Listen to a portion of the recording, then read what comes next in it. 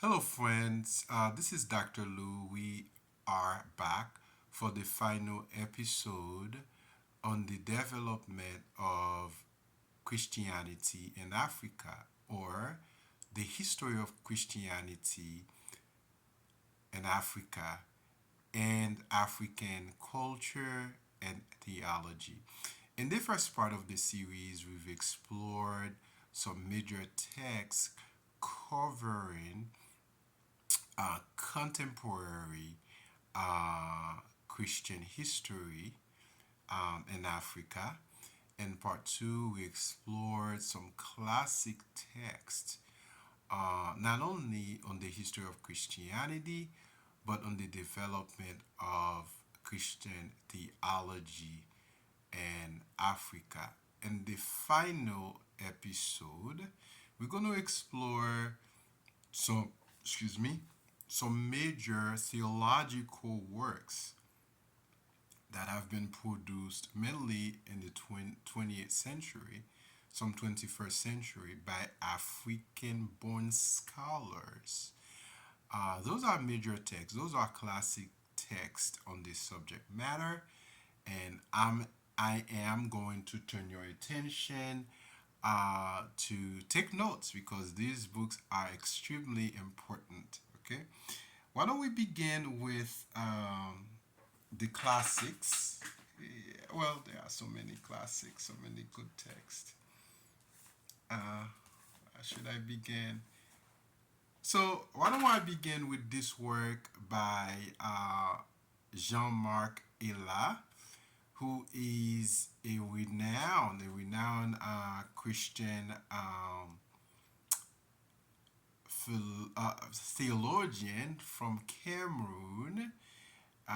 He studied at the University of Paris, the University of Strasbourg, and he has a doctorate degree in theology in 1969. That's when he completed that doctorate degree. So he writes in French. Some of his major works, important works, have been translated into English, like this one right here, My Faith as an African. My Faith as an African. So this is a work on not only on on the encounter of Christianity in Africa, the African culture, and he also reflects on the enculturation of the Christian message within the African context. Another important work by Jean-Marc Ella is Cry. African Cry. This is in the tradition of liberation theology.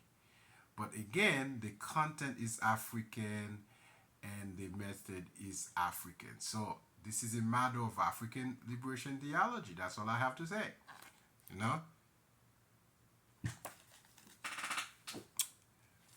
Now,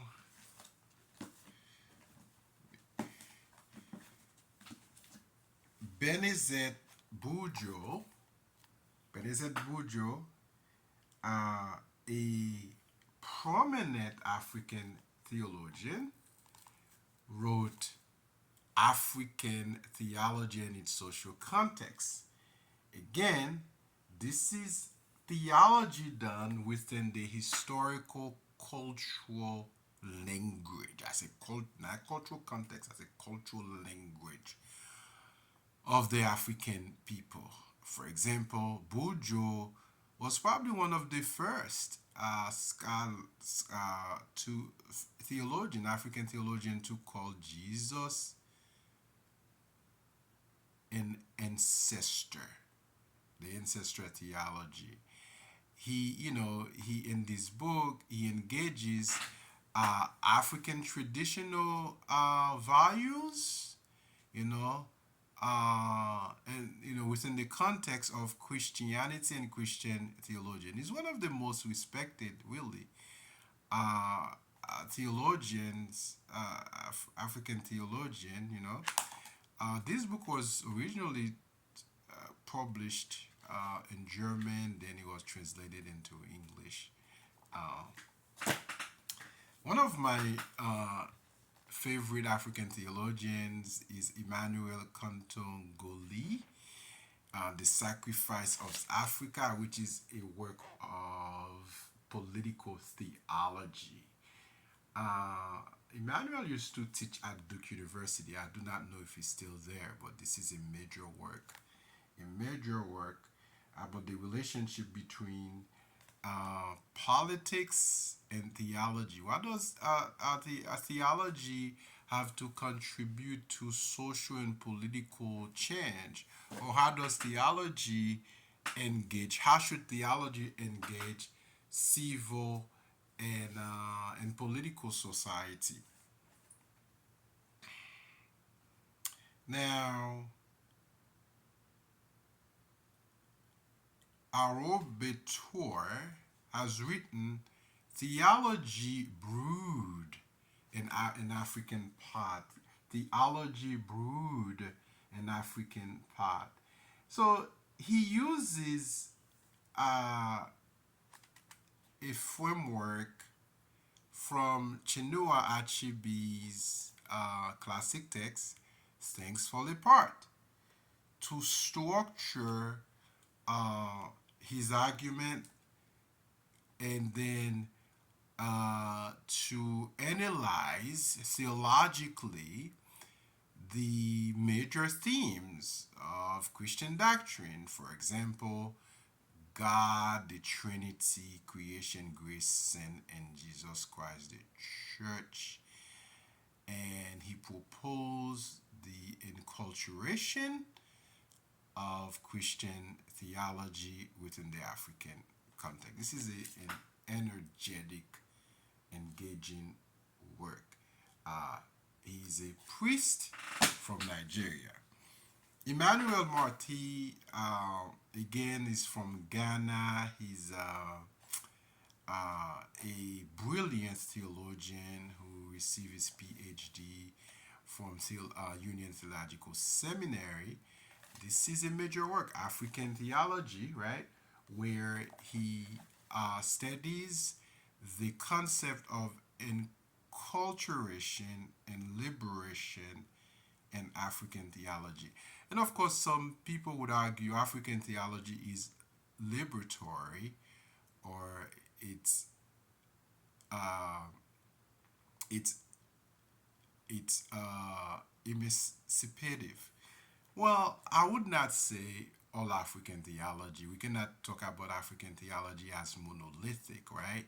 As a monolithic framework, as a monolithic discourse. There are different African theologies, just like there are different types of form of theologies produced in the West and in the East. Okay, but this is a classic work on this subject matter. And I want to turn your attention uh, to a major work which takes in consideration African moral framework system, okay, and the author examines it within the Christian theological ethics, right? So the book is called Foundation of an African Ethic Beyond the Universal Claims of Western Morality. Okay? Again, I referred earlier another work by Benezet Boudreau, who has served for many years as professor of moral theology. I believe he's a priest. He preached moral theology and ethics at the University of Eriborg in Switzerland. Yeah. Earlier, I referred to his work, African Theology and its Social Context. This is a major study, groundbreaking work, an epoch-making book. Now, I'm going to turn my attention to, actually, before we do South Africa, okay, let's do these three works first. Then we do South Africa later. I was writing several years ago. I was writing a book on theologizing in black, and I had an opportunity to read Laurency Magesa's work, Anatomy of Enculturation, Transforming the Church in Africa. Again, enculturation, theological enculturation, or a theology of enculturation, is a major discourse in African theology, okay, and African theological thinking.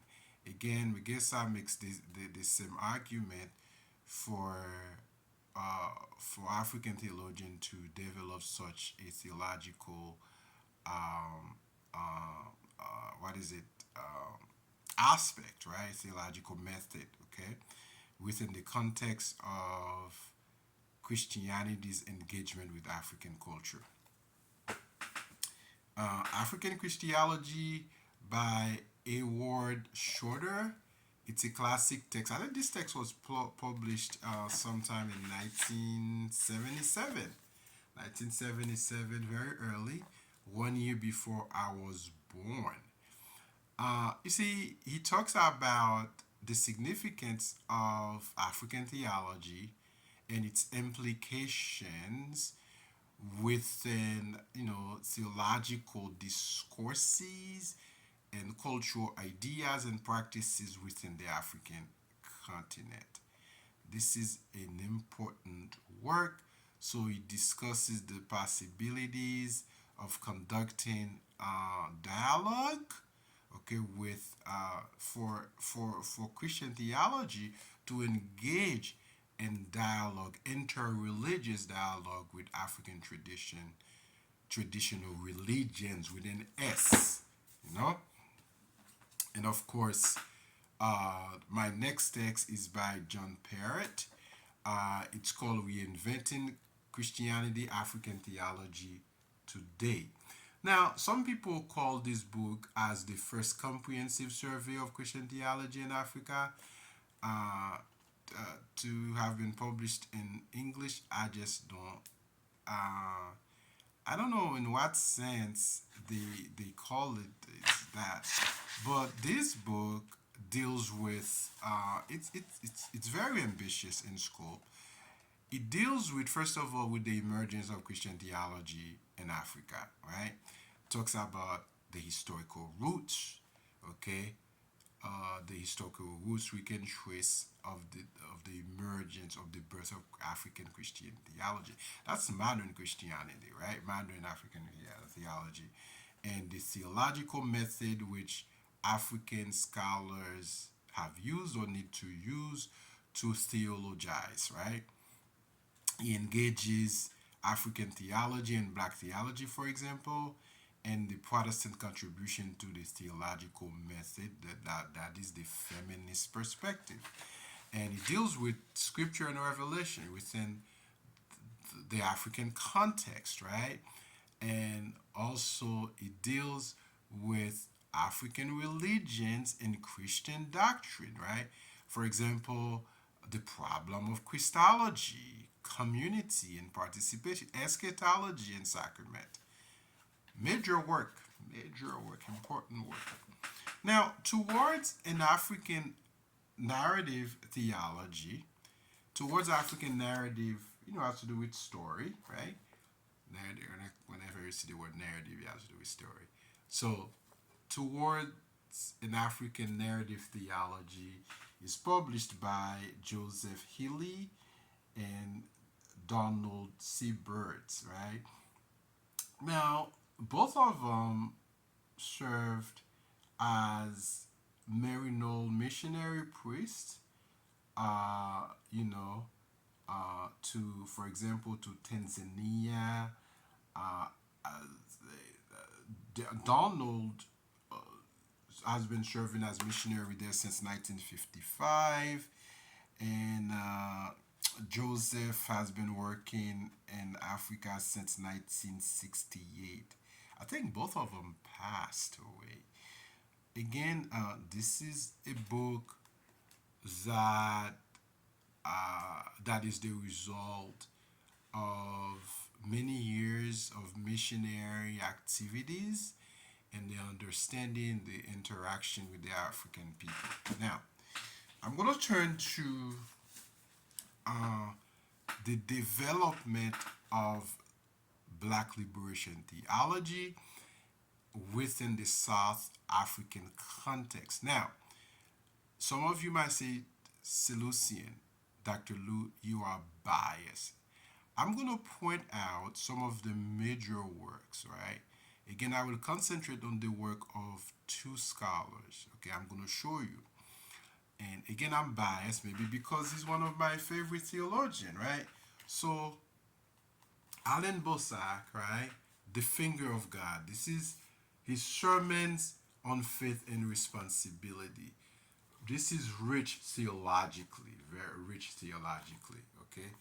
And he's again, this is where you see Allen as no as a brilliant theologian in Farewell to Innocence, right? This is where he studies, he does a social ethical study on black theology and black power, the relationship between black theology and black power. This is a powerful, powerful work, okay? Powerful work on the subject matter.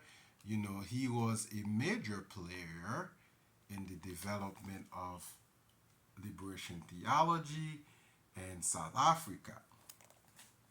And again, another work by Bosak is Black and Reformed Appetite, Apartheid.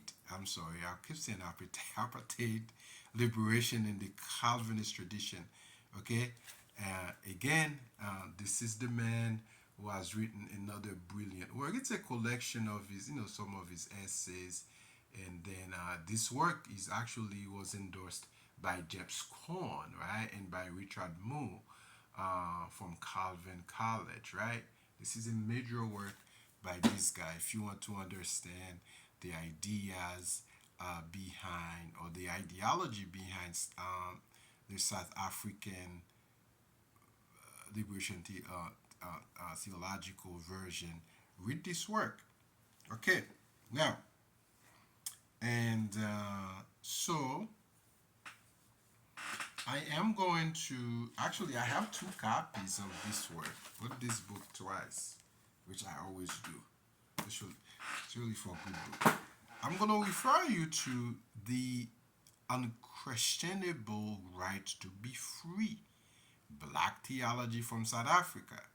Again, we're talking about Itumeleng J. Musala Buti Tihagale. Again, my brother, if you are, I mean, if my African brothers, if you're listening to my pronunciation, I'm so sorry if I mispronounce the name. Forgive your brother. Okay. Uh, again, Musala has served for many years as a pastor of the Methodist Church in South Africa, and he was also a professor of Old Testament and Black theology at the University of South Africa. I had the pleasure to study, not there, but to do my PhD in theology and ethics from the University of Pretoria. Okay, so terrific text. And another major text on Black liberation theology from South Africa, in addition to the work of Allen and Itumeleng, is this. Itumeleng, again, Mosala, major text. This is a work of extraordinary brilliance, okay? Again, biblical hermeneutics in Black theology in South Africa. Okay, now we're gonna transition to other important books that try to provide a response not only to Christian theology in relation to Christian culture, but the missionary, Christian missionary activities in Africa. I'm going to refer to three important works by the great theologian and Laman Senel, who has taught for many years at Yale Divinity School, whose religion is Christianity, the gospel beyond the West. Classic text. I'm showing you three classic texts by the same guy. Okay? Whose religion is Christianity, the gospel beyond the West, and West African Christianity, the religious impact. The religious impact. Okay? Uh, so, again, in this book, he examines the Christian religion and then he links it to the local religious responses and attitude to Christianity, to missionary Christianity. Translating the message, the missionary impact on the church. Okay. Again, now in this book, he discusses, studies the history of Christian mission development in Africa. You'll be happy